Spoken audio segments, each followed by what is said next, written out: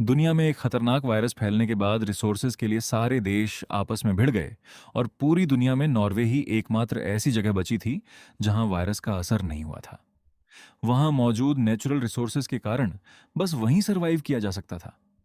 तब नॉर्वे के prime minister Deccan ने नॉर्वे के चारों तरफ बड़ी बड़ी दीवारें बनवा दी।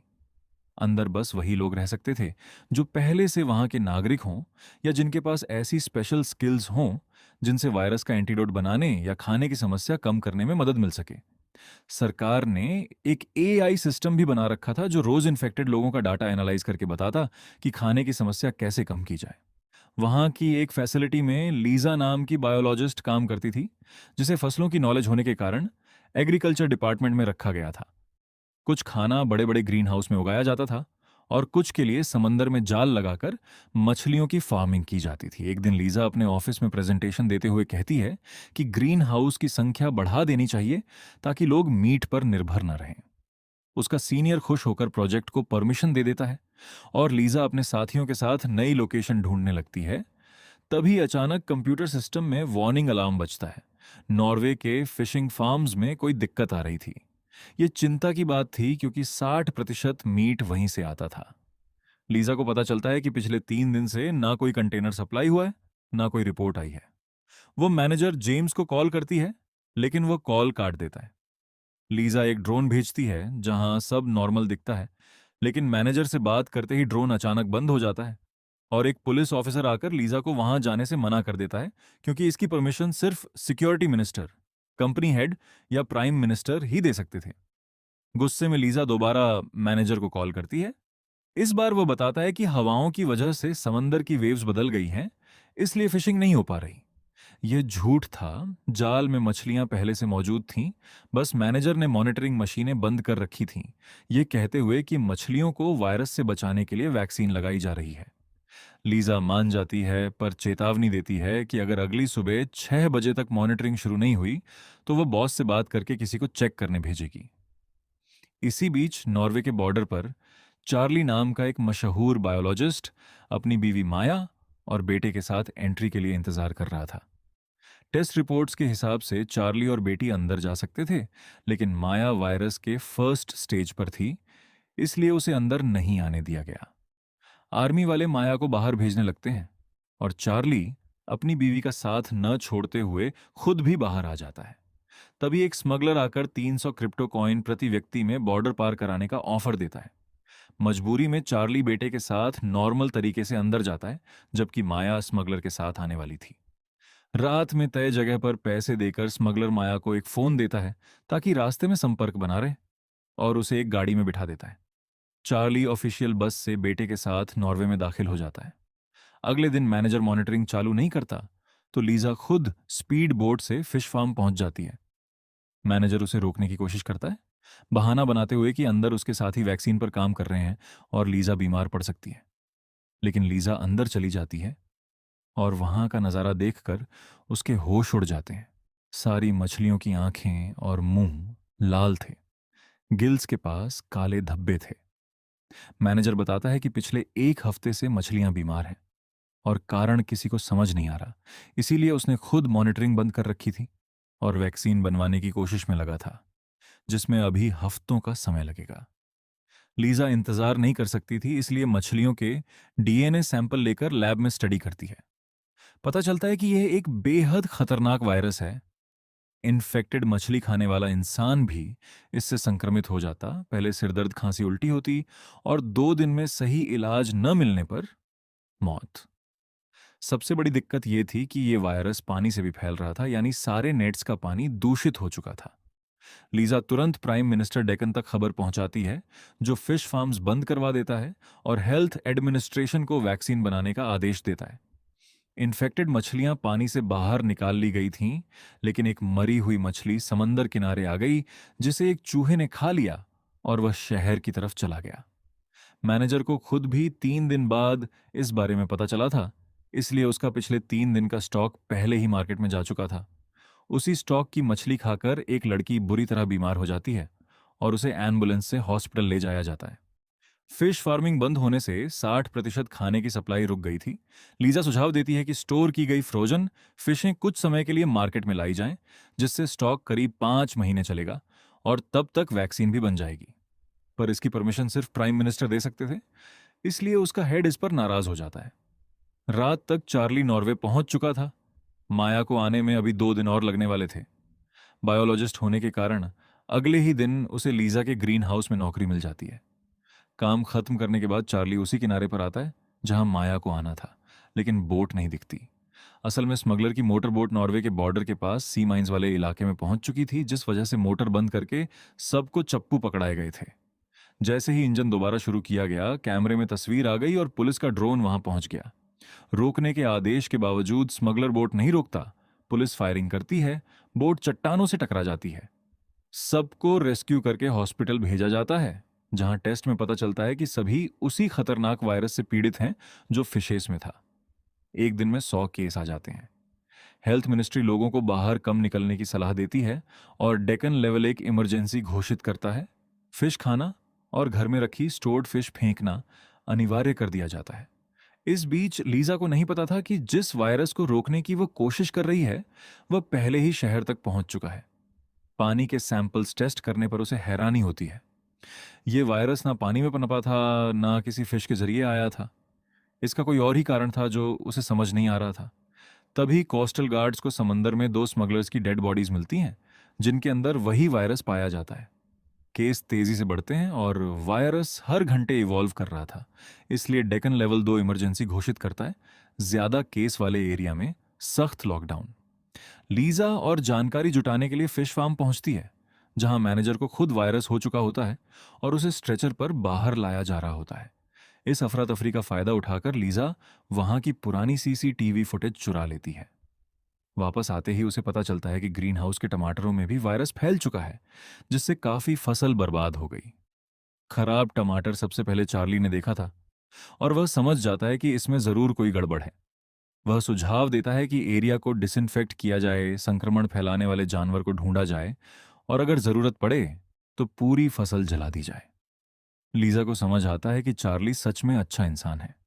इसी दौरान चार्ली को एक अननोन नंबर से मैसेज आता है, जिसे वह माया का समझकर कोस्ट की तरफ भागता है।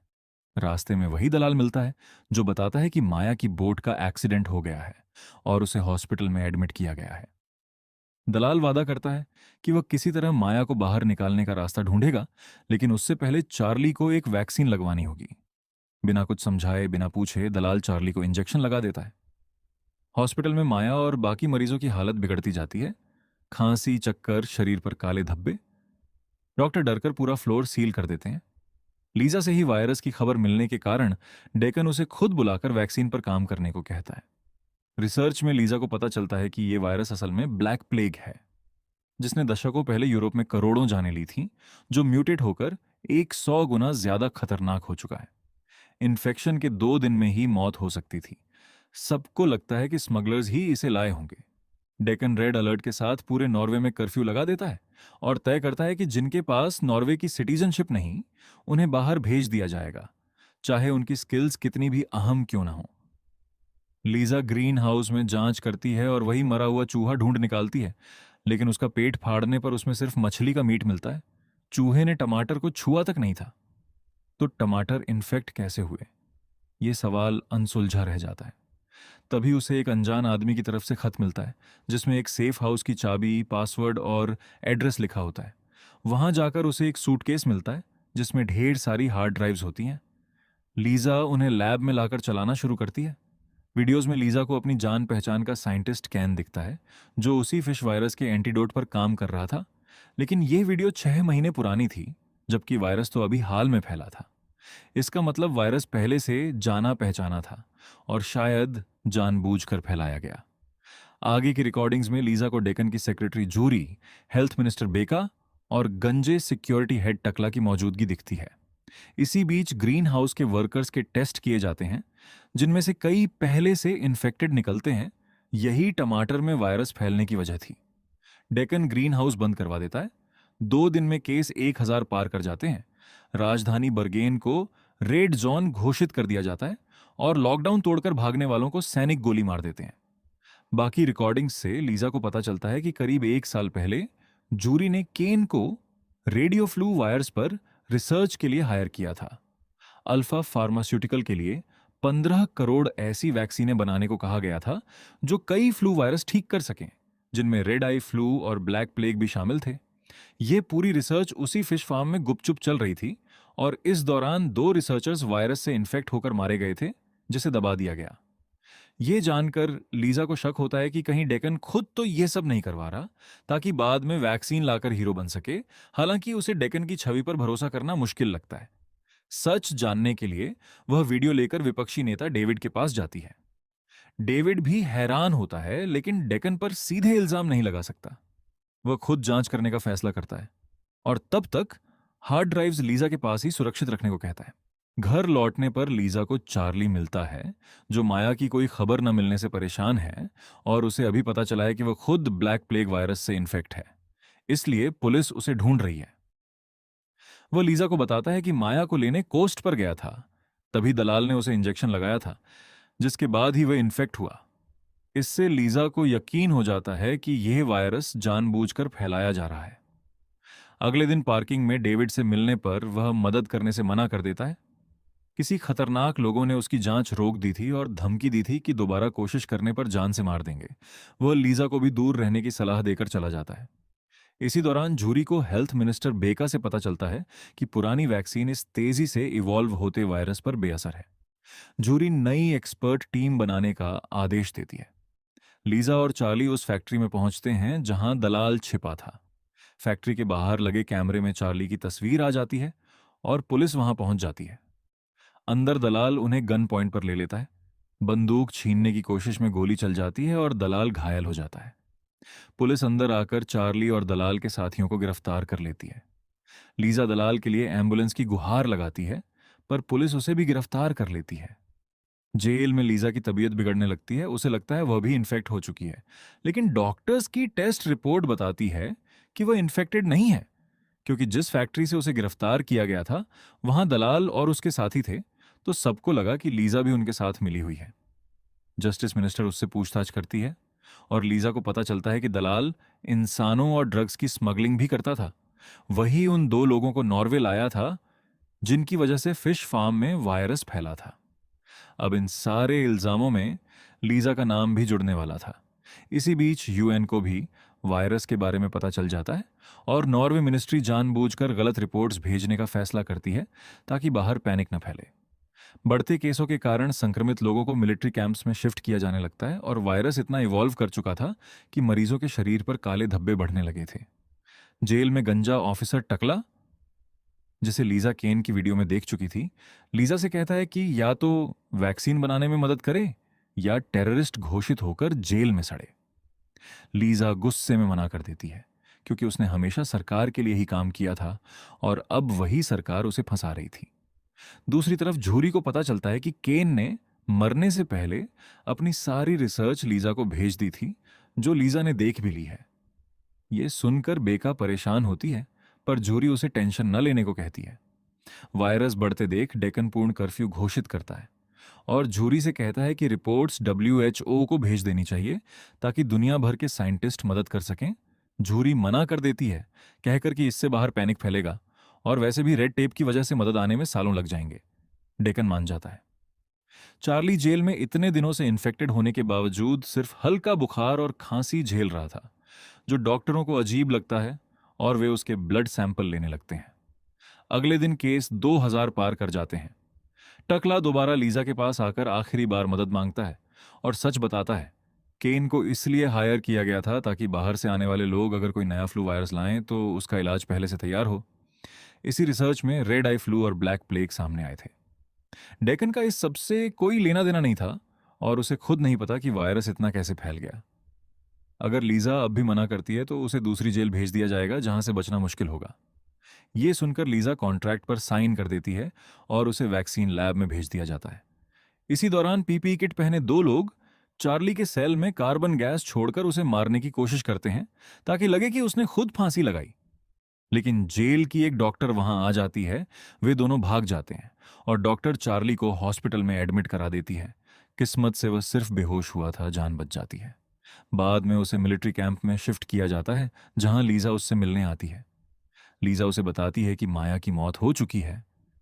ये सुनकर चार्ली टूट जाता है, लेकिन बेटी के सुरक्षित होने की खबर से उसे थोड़ा सुकून मिलता है। लैब में लीजा को पता चलता है कि वायरस हर 48 घंटे में इवॉल्व होता है और 3 स्टेजेस में डेवलप होता है, जिससे कोई भी वैक्सीन बनते ही बेकार हो जाती है। फिश फार्म के लायंस पर रिसर्च करके वह वायरस के पैथोजन को समझती है और AMR नाम की एक दवाई बनाती है। यह वायरस को ठीक नहीं करती, पर इन्फेक्टेड लोगों को 2 से 3 दिन की जगह 8 से 10 दिन का समय दे देती है। यह सभी मरीजों को दी जाती है। इस स्मार्ट मूव से प्रभावित होकर डेकन खुद लीजा से अकेले में मिलने आता है। लीजा उसे बताती है कि उसके ही डिपार्टमेंट में कोई वायरस जानबूझकर फैला रहा है, क्योंकि केन और माया दोनों में एक जैसा नॉन इवॉल्व्ड वायरस पाया गया था, जबकि यह हर 2 दिन में बदलता है। ऐसा तभी मुमकिन था जब केन का ब्लड सीधे माया में डाला गया हो। डेकन हैरान रह जाता है, शक जूरी पर जाता है और वह वादा करता है कि सच सामने आने पर वह किसी को नहीं बख्शेगा। अब लीजा को डेकन पर पूरा भरोसा हो जाता है। लैब लौटकर लीजा को एक मरीज के ब्लड में वायरस का स्तर कम होता दिखता है। वह मरीज चार्ली था।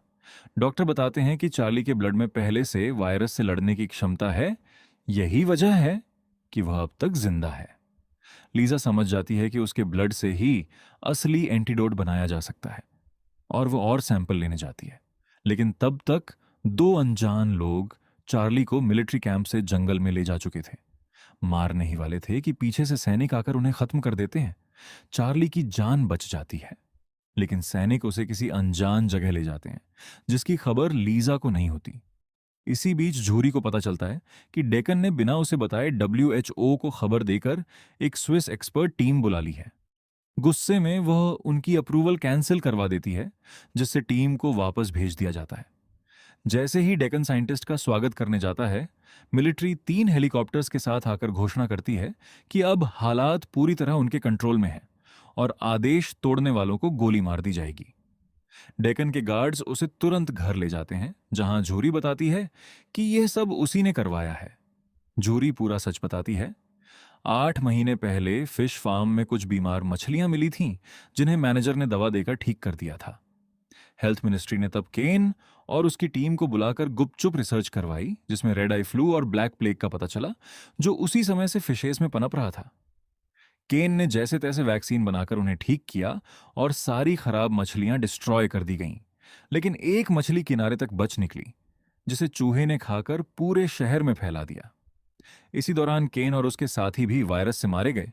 झूरी ने यह सब डेकन से छुपाया और बाद में फैसला किया कि वह इस वायरस को फैलने देगी और बाहर की दुनिया तक भी पहुंचा देगी, ताकि जब हालात बिगड़े तो वह डेकन को हटाकर खुद सत्ता में आ जाए। यह सुनकर डेकन का दिमाग सुन्न पड़ जाता है, लेकिन वह कुछ नहीं कर सकता, क्योंकि मिलिट्री अब झूरी के आदेश मान रही थी और उसने प्राइम मिनिस्टर के सारे अधिकार छीन लिए थे। इधर चार्ली के गायब होने से परेशान लीजा को खबर मिलती है कि उसका बेटा भी ब्लैक प्लेग से इन्फेक्ट हो गया है। वह पूरी तरह टूट जाती है। तभी एक महिला पुलिस ऑफिसर उसे एक वेयरहाउस जैसी जगह ले जाती है, जहां उसे चार्ली मिलता है, जिसके शरीर से वायरस पूरी तरह खत्म हो चुका था। वहां मौजूद एक मिलिट्री ऑफिसर बताता है कि उसे पहले ही झूरी की साजिश का पता चल गया था, पर छोटी पोस्ट के कारण वह कुछ नहीं कर सकता था। जब उसे पता चला कि जूरी चार्ली को मरवाना चाहती है ताकि उसके ब्लड से वैक्सीन न बन सके, तो उसने खुद चार्ली की जान बचाई और उसे यहां ला दिया। लीजा उसका शुक्रिया करती है। चार्ली का ब्लड सैंपल लेकर जल्दी ही वैक्सीन तैयार कर लेती है और इसका टेस्ट अपने बेटे पर करती है। अगले दिन तक उसका बेटा पूरी तरह ठीक हो चुका होता है। यह खबर झूरी तक पहुंचते ही वह लीजा उसके बेटे और चार्ली को खत्म करने का आदेश देती है, लेकिन उसकी टीम पहुंचे उससे पहले ही सैनिक उन तीनों को एक सेफ लोकेशन पर ले जा चुके होते हैं। निकलने से पहले लीजा वैक्सीन का फॉर्मूला एक फार्मास्यूटिकल कंपनी तक पहुंचा देती है, ताकि वह मास प्रोडक्शन करके वायरस को कंट्रोल कर सके। कुछ दिनों बाद सैनिक चार्ली, उसकी बेटी लीजा और उसके बेटे को एक सुरक्षित आइलैंड पर छोड़ देते हैं, जहां वे सब मिलकर एक नई जिंदगी शुरू करते हैं। लेकिन शहर के हालात अभी भी सामान्य नहीं थे। झूरी सबके सामने डेकन से इस्तीफा मांगती है और मजबूरी में डेकन ऐसा कर देता है। ये कहानी यहीं खत्म होती है। हालांकि ये साफ नहीं होता कि आखिर डेकन को इस्तीफा क्यों देना पड़ा। दोस्तों, यही थी नॉर्वे की उस खतरनाक महामारी और एक खामोश साजिश की पूरी कहानी। अगर वीडियो पसंद आया हो तो लाइक ज़रूर करें और चैनल को सब्सक्राइब कर लें ताकि ऐसी ही दिलचस्प कहानियाँ आपको मिलती रहें। कमेंट में ज़रूर बताएं अगर आप इस कहानी का हिस्सा होते तो जूरी के साथ क्या करते। मिलते हैं अगली वीडियो में, तब तक के लिए धन्यवाद।